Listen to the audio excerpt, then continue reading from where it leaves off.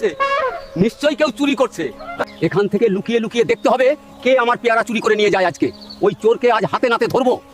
আশেপাশে কোথাও তো দাদুকে দেখছি না, এই সুযোগে পেয়ারাগুলো নিয়ে পালিয়ে যায়।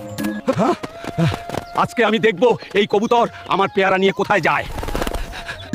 এই তো বাসায় চলে এসেছি, তাড়াতাড়ি ঘরের ভিতরে ঢুকে পড়ি।